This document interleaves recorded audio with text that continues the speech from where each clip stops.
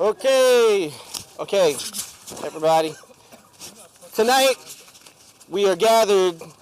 We're gathering the chiefs for an evening of colors to remember those that have passed away and are unable to join us in celebrating this year's birthday. Though we briefly touch on a few, tonight is meant for all of them. Senior Chief Special Warfare Operator William Ryan Owens, 36 of Peoria, Illinois, was killed January 29 during an information gathering operation that left 6 more troops killed or injured. A seasoned operator, he had served in SEAL units on the East and West Coast since 2003 and had been promoted to Chief Petty Officer in 2009. Owens had been eligible for the fiscal 2018 Active Duty Senior Chief Selection Board due to convene in April, but after his death, the Navy approved an exception to policy request allowing him to be promoted to Senior Chief, effective January 29, 2017, the day he died. Owens is buried in the Arlington National Cemetery and is survived by his wife and 3 children, along with his father, 2 brothers, and sister. We will never forget. Senior Chief Scott Cooper Dayton, born 1974, a native of Woodbridge, Virginia, and 23-year veteran of the United States Navy. Joining the Navy in 1993, he made the ultimate sacrifice on 24 November 2016 from wounds sustained in an improvised explosive device blast in the vicinity of northern Syria. He was Master EOD technician, naval parachutist, military free-fall parachutist, to mention a few. Above all, a loving husband and father of 2 and a brother. We will never forget. Chief Petty Officer Jason C. Finnan died October 20, 2016, serving during Operation Inherent Resolve. He enlisted in the Navy in August of 2003. He served aboard the USS Ronald Reagan from 2004 to 2006 and was then selected for training as explosive ordnance disposal technician. He qualified as a naval parachutist, a diver, amongst others. He is survived by his wife, Cherise, and their 7-year-old son of Imperial Beach, California. He was a man of extreme proud of his service to his country and deeply respected by his peers and teammates. We will never forget. Chief Charles H. Keating IV, born 1985, a star athlete and role model to his younger Navy SEAL brother, a runner known for wearing an American flag bandana, a fearless combat veteran who brought Harry Potter books on a mission. He constantly stuck his neck out in the line to protect his team. Chuck was so impressive and so contagious that people immediately loved him. He came from a well-to-do family he did not have to join, but chose to do for the love of his country.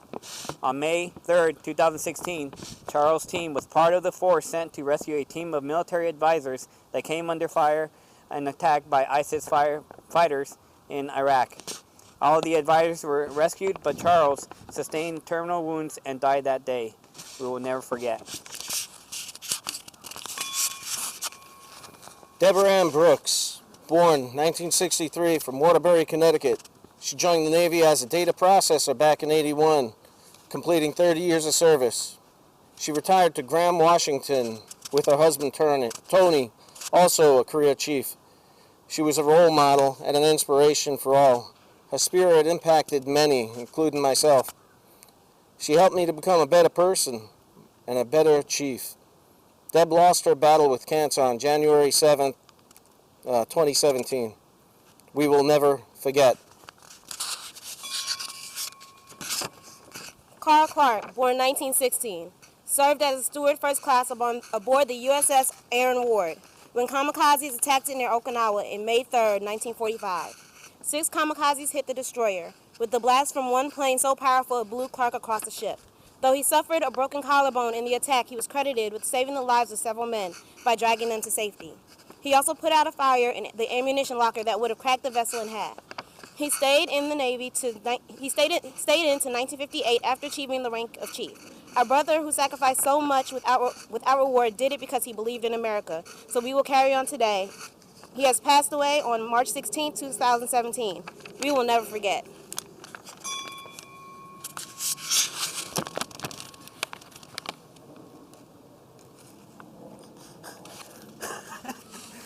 Really?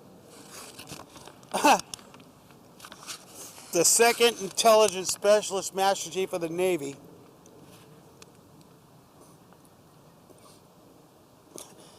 Ed Dillard, joined in 1982. After completing recruit training in Orlando, Florida, he reported to AZA School in Meridian. In February 1983, he received his first orders of VP-44, where he completed 3 deployments and advanced to second-class petty officer. November 1986, he reported to ISA School.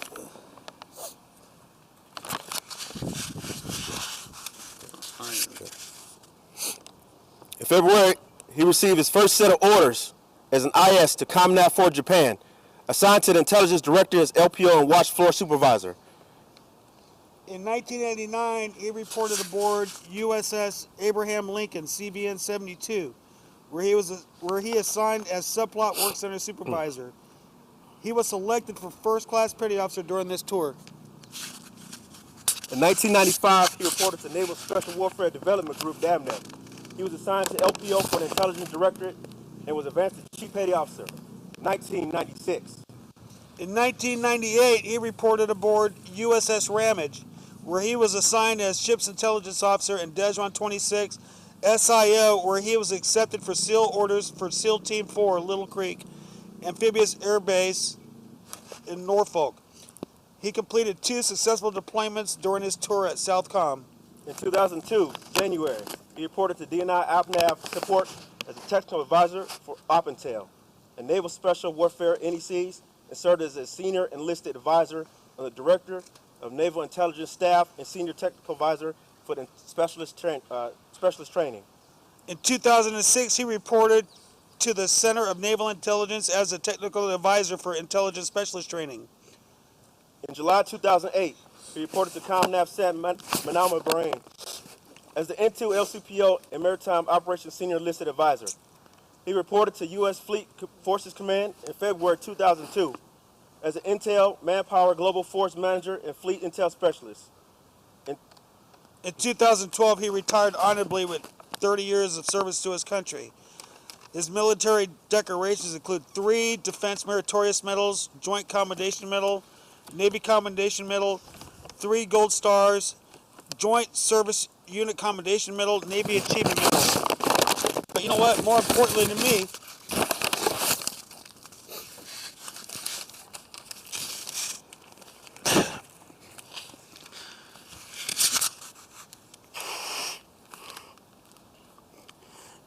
and we lost him in, what, December 6th of last year. Oh, so when I look out, I see all these chief petty officers and my shipmates and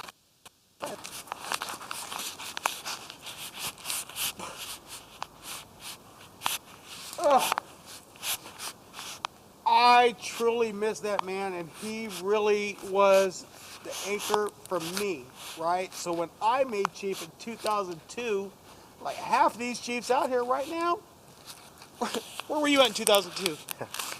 First assignment, no folks. Yeah. It's men like this, right? Especially that man. I can vouch for that man.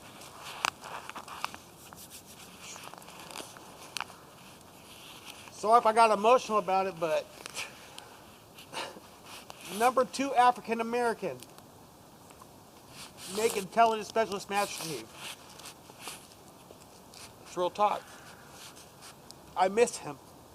I miss him. I miss his wife, Lisa, right? His wife, Lisa Dillard, also a senior chief. Sorry if I got. And you know that man, right? You know that man. Say it.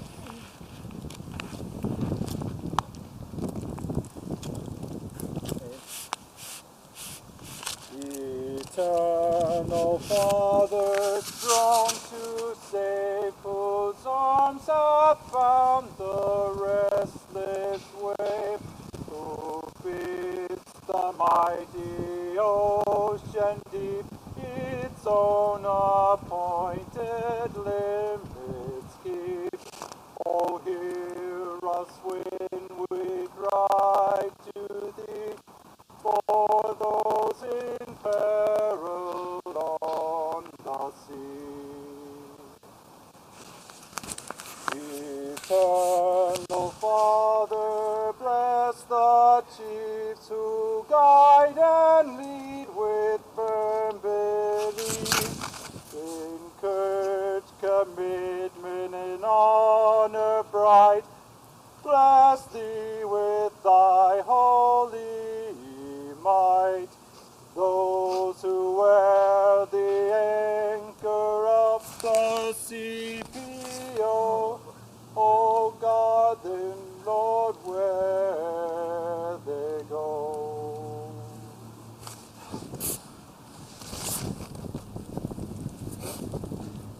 closing tonight is a reminder to all of us that we salute the flag, that when we salute the flag, we are saluting those that have gone before us, those that have signed that blank check. The blank check sacrificing time away from family, as many of us do already, away from loved ones, and many of them with their lives. It's a reminder that we live every day with the heart of the anchor. Semper Forte.